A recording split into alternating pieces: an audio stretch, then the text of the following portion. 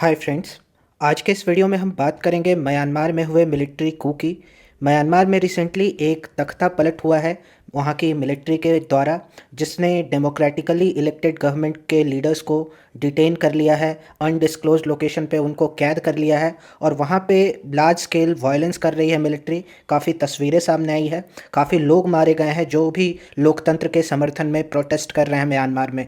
Myanmar Bharat का एक पड़ोसी देश है, इसलिए म्यांमार में हो रहे हालातों पे हमें नज़र बनाए रखनी चाहिए और ये भारत के अंतर्राष्ट्रीय संबंधों के दृष्टिकोण से भी काफ़ी महत्वपूर्ण हो जाता है।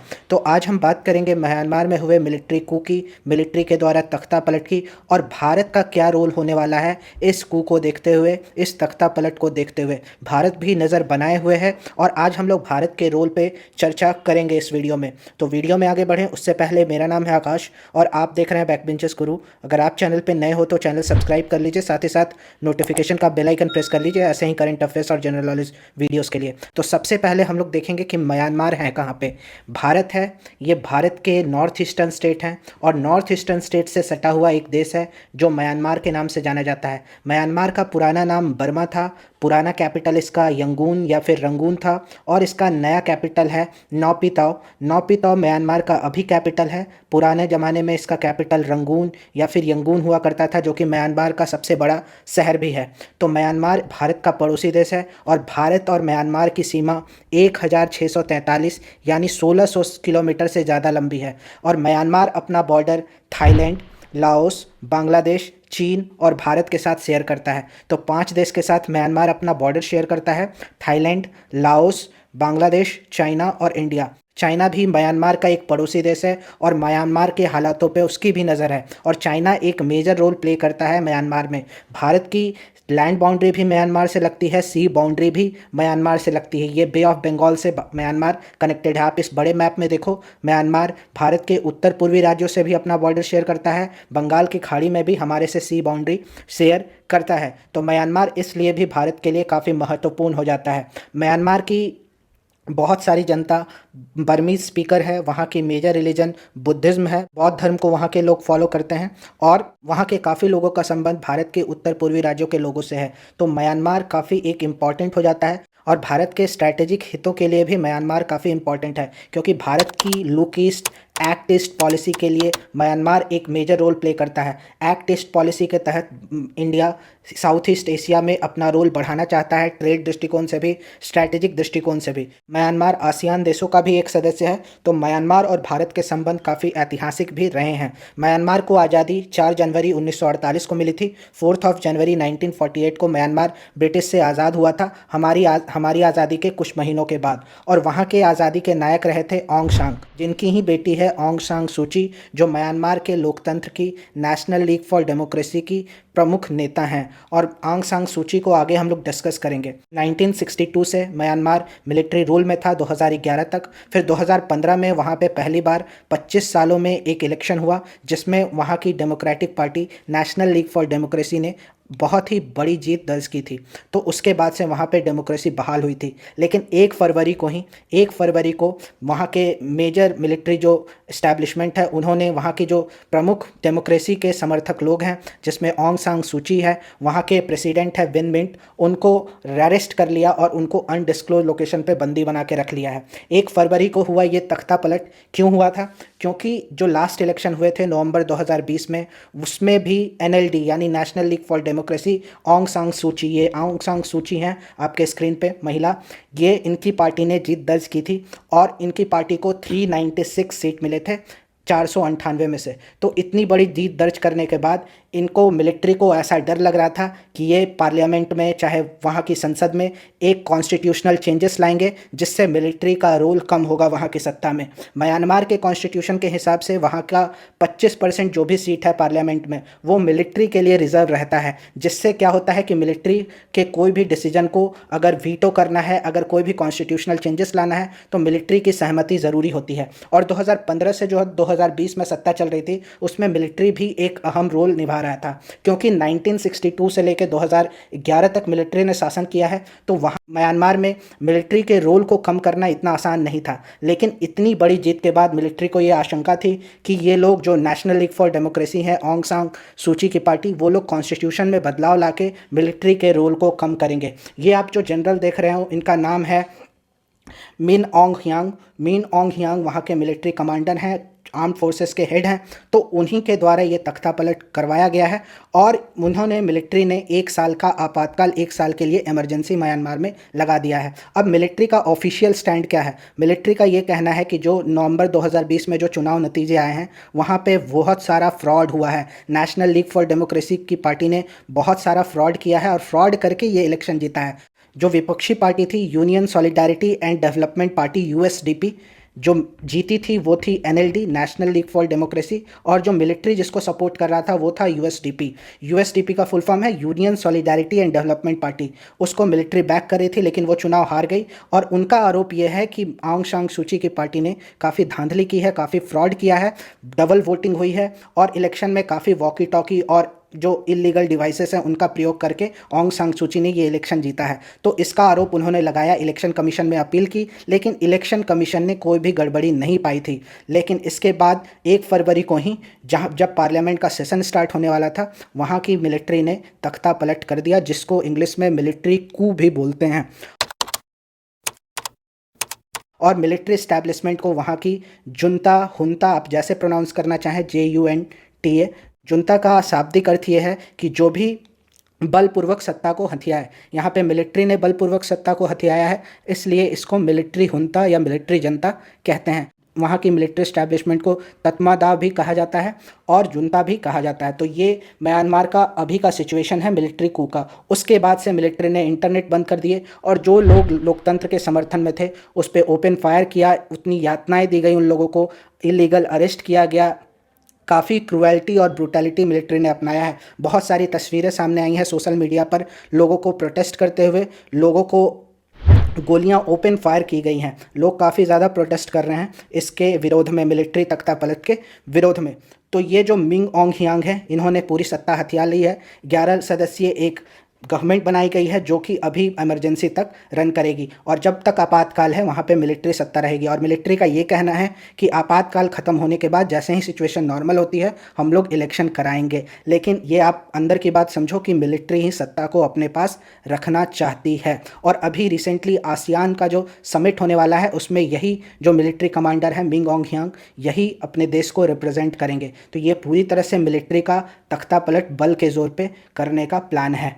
तो ये था इसके पीछे का रीज़न, क्योंकि उनको लग रहा था कि कहीं ऑंग सान सूची इतनी बड़ी जीत के बाद मिलिट्री के रोल को कम ना कर दे कॉन्स्टिट्यूशनल रिफॉर्म्स के तहत। ठीक है, अब आते हैं इंडिया का क्या रिएक्शन है। हम लोग का मेजर डिस्कशन का थीम यही होने वाला है कि इंडिया इस coup को कैसे देख रहा है। तो इंडिया का अप्रोच हम लोग कह सकते हैं एक तरह से कॉशस अप्रोच है। कॉशस क्यों है? क्योंकि बहुत सारे वेस्टर्न देशों ने म्यांमार को सीधे धमकी दी, काफ़ी सारे सैंक्शंस लगाए जिसमें US, UK, ऑस्ट्रेलिया ऐसे देश शामिल है। लेकिन उनका रिलेशन और हमारा रिलेशन म्यांमार के साथ काफ़ी डिफरेंट है। हम लोग 1643 यानी 1643 किलोमीटर लॉन्ग बाउंड्री शेयर करते हैं।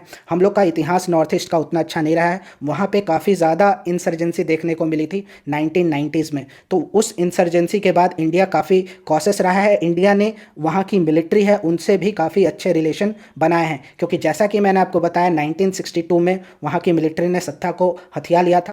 पहले भी एक बार तख्ता पलट हो चुका है म्यांमार में और 1962 से लेकर 2011 तक मिलिट्री रूल रहा था म्यांमार में। तो 1990s में भारत ने वहाँ की मिलिट्री के साथ इंगेज करना चालू किया। उससे पहले भारत ऑंग सान सूची जो हैं वो भारत में रही हैं, भारत में ही पढ़ी हैं, उनकी डिग्री है भारत के कॉलेजों से, भारत के स्कूल्स में, क्योंकि उनकी माँ जो है यहाँ पे म्यांमार की एम्बेसडर भी रह चुकी हैं।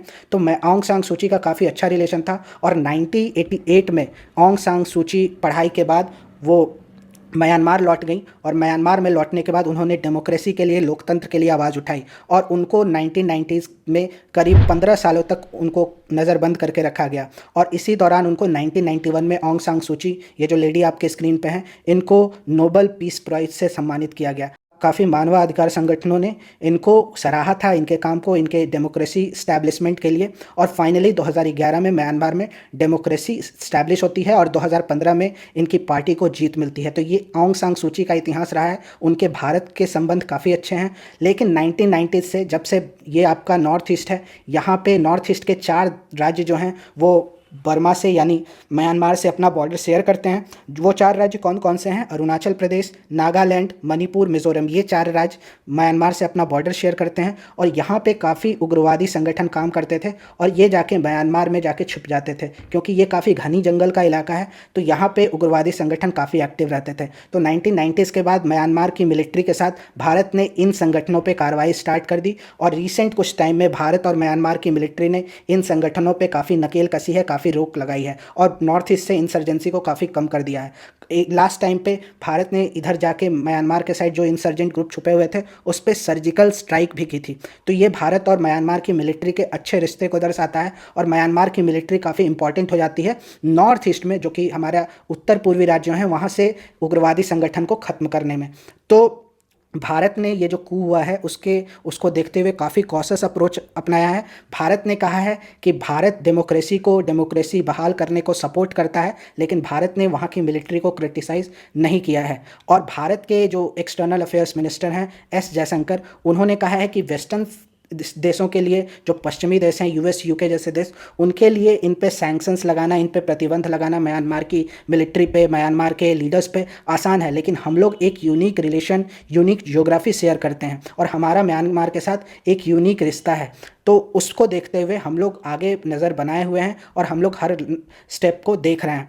तो अब सवाल आता है कि इतना जो लार्ज स्केल वायलेंस हो रहा है म्यांमार में, म्यांमार की मिलिट्री इतने अत्याचार कर रही है वहाँ के लोगों पे, जिसके कारण काफ़ी सारे लोग बॉर्डर क्रॉस करके हमारे मणिपुर और मिज़ोरम राज्यों में आ रहे हैं, उसको देखते हुए क्या भारत को म्यांमार में कुछ करना चाहिए या फिर भारत को अपने स्ट्रैटेजिक हित देखने चाहिए? क्योंकि भारत और म्यांमार में एक और प्लेयर है चाइना और म्यांमार की मिलिट्री के अच्छे संबंध हैं और चाइना भी म्यांमार की मिलिट्री के साथ अच्छे रिश्ते रखता है और चाइना हमेशा से चाहता है कि वो म्यांमार के थ्रू इंडियन ओशन में अपना वर्चस्व बनाए। तो इंडियन ओशन में घुसने के लिए म्यांमार के थ्रू चाइना अपना रास्ता बनाना चाहता है और चाइना की मिलिट्री के साथ अच्छे संबंध रखना चाहता है। तो अगर भारत म्यांमार की मिलिट्री को क्रिटिसाइज़ करता है तो वो चाइना के हैंड्स में खेलना होगा और भी म्यांमार की मिलिट्री चाइनीज़ गवर्नमेंट के पीपल लिबरेशन आर्मी जो है वहाँ उसके नज़दीक होते जाएगी। तो ये भारत को देखना है, भारत के सामरिक हित हैं और एक ह्यूमैनिटेरियन कंसिडरेशन भी है। भारत को अपने स्ट्रैटेजिक हित को देखना चाहिए। वहाँ के राज्यों ने ये आदेश भी दिया था कि विनम्रता के साथ जो भी रेफ्यूजी यहाँ से जा रहे हैं, गोलियां चलने की वजह से, हिंसा की वजह से, और जो भी कुछ पुलिस वालों का भी वीडियो सामने आया है कि जो गोलियां चलाने के लिए मना कर दिए हैं और वो भाग के Indian state, north eastern state Manipur और मिज़ोरम में आए हैं। तो उनको भी म्यांमार मिलिट्री चाहती है कि वापस इंडिया भेजे, लेकिन भारत के सामने एक स्ट्रैटेजिक हित भी है और ह्यूमैनिटेरियन असिस्टेंट देने का भी रोल है। और नॉर्थ ईस्टर्न स्टेट के 2 स्टेट जो हैं मणिपुर, मिज़ोरम, वो अपने किनशिप रिलेशन शेयर करते हैं एक दूसरे के साथ। उनकी फैमिली है, जो ग्रुप हुआ, कुकी ग्रुप हुआ, आपस में क्रॉस बॉर्डर में उनके रिलेशंस हैं, अपने को भाई बहन मानते हैं। तो उनके लिए भी आसान नहीं होगा, इसलिए लोकल लोग जो भी भाग के आ रहे हैं उनको सपोर्ट दे रहे हैं। लेकिन जो असम राइफल इंडिया म्यांमार के बॉर्डर को गाइड करती है, उनको आदेश है कि वो विनम्रता के साथ उनको वापस कर दें म्यांमार में। तो ये है सिचुएशन, भारत के लिए असमंजस की स्थिति है। लेकिन वे फॉरवर्ड क्या है, इस सिचुएशन को देखने के लिए भारत को क्या करना चाहिए? तो भारत को एक बात नहीं भूलनी चाहिए कि वेस्टर्न स्टेट्स जो स्टेप ले रहे हैं वो इंडिया नहीं ले सकता। पहला रीज़न ये है कि भारत म्यांमार की इतनी बड़ी सीमा लगती है और काफ़ी ये पोरस बॉर्डर है, लोग आराम से इधर उधर आते जाते रहते हैं। नॉर्थ ईस्टर्न पीपल के रिलेशंस हैं, लोग वहाँ पर शादियाँ करते हैं, भाई बहन मानते हैं एक दूसरे को। और भारत मिलिट्री और जो भी इस्टेब्लिशमेंट है वहाँ की डेमोक्रेटिक है, मिलिट्री इस्टेब्लिशमेंट है, सबसे भारत को बातचीत डिप्लोमेटिकली जारी रखनी चाहिए। दूसरा है कि चाइना भी यहाँ पे बड़ा प्लेयर है, चाइनीज़ मिलिट्री के अच्छे रिश्ते हैं और चाइना यहाँ बे ऑफ बंगाल में घुसना चाहता है ताकि वो अपना डिपेंडेंस कम कर सके मलाक्का स्ट्रेट पे। मलाक्का स्ट्रेट कहाँ पे है ये आप कमेंट सेक्शन में बताइए। तो मलाक्का स्ट्रेट को के ऑल्टरनेट के रूप में चाइना म्यांमार को देखता है और चाइना म्यांमार से अपना China Myanmar economic corridor establish करना चाहता है। तीसरा ये बात है कि जैसा कि मैंने आपको बताया, जो ट्राइब हैं, कुकी ट्राइब हैं, ये लोग ये लोग के जो स्टूडेंट ग्रुप्स हैं वो काफ़ी लोगों को मदद दे रहे हैं, लेकिन म्यांमार की मिलिट्री चाहती है कि उन लोगों को भारत से वापस किया जाए, वापस म्यांमार भेज दिया जाए। तो ये काफ़ी वहाँ के लोगों के लिए भी दिक्कत है और भारत को एक कॉशियस अप्रोच यहाँ भी बनाने की ज़रूरत है, क्योंकि सालों सालों से नॉर्थ ईस्टर्न स्टेट इंसर्जेंसी का शिकार रहे हैं और वहाँ पे जो इंसर्जेंसी कम हुई है उसको फिर से कोई उसको बढ़ा ना पाए, ये भी इंडिया की गवर्नमेंट को देखना चाहिए। और म्यांमार क्राइसिस की वजह से नॉर्थ ईस्टर्न इंसर्जेंसी वो वापस ना लौट आए, ये भी इंडिया की गवर्नमेंट को देखना चाहिए और लोकल जो गवर्नमेंट है उनको भी देखना चाहिए। इंडियन गवर्नमेंट है वो पहले से ही म्यांमार में जो रोहिंग्या क्राइसिस है म्यांमार के रखीने में, जिसके बाद बहुत सारे रोहिंग्या रिफ्यूजी बांग्लादेश गए, कुछ इंडिया में भी आए, तो वो पहले से ही भारत के सुरक्षा कंसर्न है, सिक्योरिटी कंसर्न है, उसको भी इंडिया को देखना चाहिए। और रोहिंग्या जब भारत आए थे तो काफ़ी ज़्यादा क्राइसिस उत्पन्न हुई थी और अभी जो लोग म्यांमार से आ रहे हैं, क्योंकि म्यांमार में काफ़ी हिंसा हो रही है, म्यांमार की मिलिट्री निर्दोष सिविलियन पे गोली चला रही है, जो अहिंसावादी प्रोटेस्टर्स हैं उन पे भी गोली चला रही है। और जो मणिपुर का मोरे है जो बॉर्डर पे पड़ता है, वहाँ पे काफ़ी म्यांमार के रिफ्यूजी इंडिया आ रहे हैं। तो ये भी देखना है कि ये जो नया इन्फ्लक्स है रिफ्यूजी का, उससे सिक्योरिटी कंसर्न ना पैदा हो, क्योंकि नॉर्थ ईस्ट का पुराना इतिहास रहा है रिफ्यूजी क्राइसिस का, नॉर्थ ईस्ट का पुराना इतिहास रहा है इंसर्जेंसी का, उग्रवादी संगठनों का। तो ये भी भारत को कैलकुलेशंस में लेना चाहिए। और ये जो डेमोक्रेटिकली इलेक्टेड गवर्नमेंट हैं उनको रिस्टोर करने के लिए भारत को कदम उठाने चाहिए, मिलिट्री से भी बात जारी रखनी चाहिए, ताकि अगर मिलिट्री रूल वहाँ पे काबिज़ रहती है बहुत सालों तक, भारत अपने आप को एलिनेट ना पाए और चाइना की नज़दीकियाँ ना बढ़े। इसको भी भारत को ध्यान में रखना चाहिए, क्योंकि भारत म्यांमार के साथ मिलकर एक्ट ईस्ट पॉलिसी पे काफ़ी ध्यान दे रहा है, म्यांमार को एज अ गेटवे यूज़ करना चाहता है साउथ ईस्ट एशिया के लिए। India Myanmar Thailand trilateral highway पे भी भारत का काफ़ी जोर है और कालादान मल्टी मोडल प्रोजेक्ट भी म्यांमार में काफ़ी इंपॉर्टेंट है इंडिया का। तो ये सब देखते हुए भारत को एक कॉशियस अप्रोच अपनाना चाहिए, इंडिया को सारे पार्टीज से इंगेज करना चाहिए, चाहे वो मिलिट्री हो, चाहे वो डेमोक्रेटिकली इलेक्टेड गवर्नमेंट हो, चाहे वहाँ के लोग हों, क्योंकि भारत के लिए म्यांमार में एक सॉफ्ट कॉर्नर है, म्यांमार के लोग भारत को पसंद करते हैं, वो पोजीशन कहीं खतरे में ना पड़े, उसको भी भारत को ध्यान देना चाहिए। और म्यांमार में जो हालात हैं, मिलिट्री जितने अत्याचार कर रही है, कहीं म्यांमार में एक सिविल वॉर ना हो जाए, जिससे भारत के नॉर्थ ईस्टर्न स्टेट पे बहुत गहरा प्रभाव पड़ेगा, बहुत सीरियस प्रभाव पड़ेगा, एक रिफ्यूजी क्राइसिस उत्पन्न होगी, क्योंकि लोग यहाँ से देख इधर भाग के आएंगे। और थाईलैंड ने भी अपना बॉर्डर बंद कर दिया है, इससे भी लोग इधर की तरफ आएंगे। तो ये बात भारत को याद रखनी चाहिए और म्यांमार को ह्यूमैनिटेरियन सपोर्ट, जो लोग आए हैं उनको ह्यूमैनिटेरियन असिस्टेंस देना चाहिए, लेकिन उनको अपने देश जाने के लिए भी बोलना चाहिए। तो होप करता हूँ आपको ये इंडिया और म्यांमार पे वीडियो पसंद आया होगा। म्यांमार में जो तख्ता पलट हुआ है उस पर इंडिया का क्या पोजीशन है ये समझ आया होगा। ऐसे ही वीडियो देखने के लिए चैनल को सब्सक्राइब करें। नॉर्थ ईस्ट पे एक वीडियो है, नॉर्थ ईस्ट के इंसर्जेंसी पे, नॉर्थ ईस्टर्न स्टेट्स की कैपेबिलिटीज़ पे, आई बटन में है, आप जाके देख सकते हैं। मिलते हैं किसी नेक्स्ट वीडियो में, तब तक के लिए कीप लर्निंग एंड जय हिंद।